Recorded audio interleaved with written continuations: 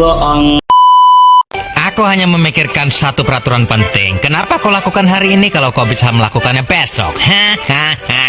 Few moments later.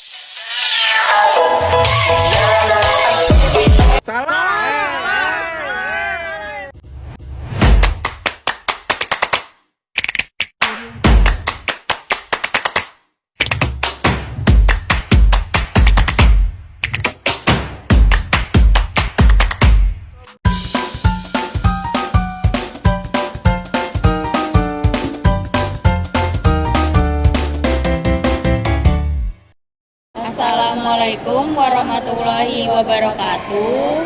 Di sini kami ingin menjelaskan tentang hubungan hukum sumber daya alam dengan hukum lainnya, serta menjelaskan tentang asas-asas yang terkait dengan hukum sumber daya alam. Di sini kami juga ingin memperkenalkan dengan saya sendiri, Nur Saida. Saya Karismeka Putri. Saya Adinda Alfiana. Di sini saya ingin menjelaskan tentang apa itu hukum sumber daya alam. Hukum sumber daya alam tersebut ialah merupakan cabang ilmu hukum yang mengatur tentang pengolahan, penggunaan, dan perlindungan sumber daya alam. Nah, sumber daya alam tersebut terkait dengan kehidupan kita, masyarakat, dan lingkungan. Oleh karena itu, hukum sumber daya alam tersebut tidak berdiri sendiri, melainkan memiliki keterkaitan dengan hukum lainnya.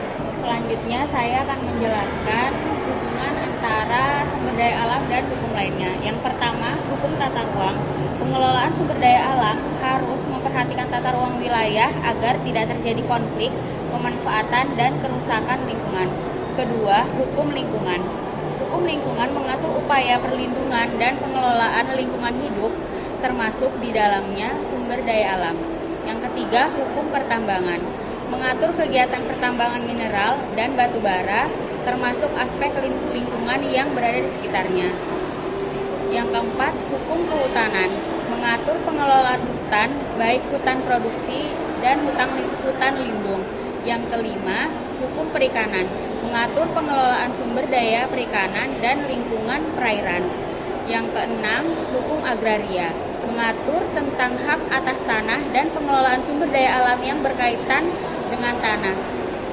Yang ketujuh, hukum pidana. Menyediakan saksi pidana bagi pelaku pelanggaran hukum dalam pengelolaan sumber daya alam. Dan yang terakhir, ke-8, hukum perdata. Mengatur hubungan hukum antara pihak-pihak yang terlibat dalam pemanfaatan sumber daya alam, misalnya dalam bentuk perjanjian. Selanjutnya saya akan menjelaskan mengenai asas-asasnya. Yang pertama ada asas berkelanjutan, yaitu pengelolaan sumber daya alam harus dilakukan dengan memperhatikan kepentingan generasi mendatang, sehingga tidak terjadi eksploitasi yang berlebihan. Yang kedua, asas keadilan, yaitu pengelolaan sumber daya alam harus memperhatikan aspek keadilan antara generasi dan antar kelompok masyarakat. Yang ketiga ada asas kehati-hatian, yaitu pengelolaan sumber daya alam harus dilakukan secara hati-hati, terutama untuk sumber daya alam yang tidak dapat diperbarui. Lalu yang keempat ada asas keterpaduan. Pengelolaan sumber daya alam harus dilakukan secara terpadu, melibatkan berbagai pihak yang berkepentingan. Yang kelima ada asas partisipasi masyarakat, yaitu artinya masyarakat harus dilibatkan dalam proses pengambilan keputusan terkait pengelolaan sumber daya alam. Dan yang terakhir ada asas kepastian hukum, yaitu pengelolaan sumber daya alam harus didasarkan pada peraturan perundang-undangan yang jelas dan pasti. Selanjutnya, di sini saya ingin menyampaikan kesimpulan dari presentasi kami. Hukum sumber daya alam memiliki peran penting untuk menjaga kelestarian lingkungan serta kesejahteraan masyarakat. Dengan memahami hukum sumber daya alam dan mengetahui hubungannya dan asas-asas yang terkait dengan hukum sumber daya alam, kita dapat berkontribusi dalam memahami dan mengolah hukum sumber daya alam tersebut dengan lebih lanjut. Sekian dari saya. Wassalamualaikum warahmatullahi wabarakatuh.